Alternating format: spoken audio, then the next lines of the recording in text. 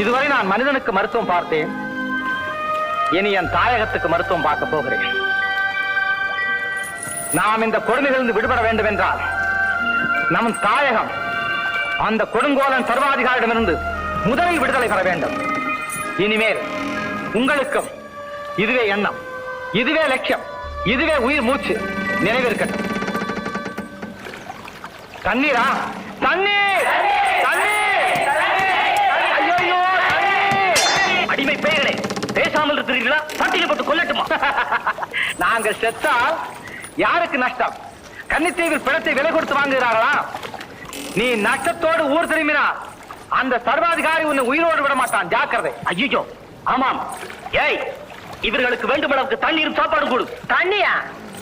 எனக்கு பாயாசம் வேண்டும். பாயசம் கிடைக்காவிட்டால் நாமெல்லாம் செத்து போவோம். ஆமாம், பாயசம்.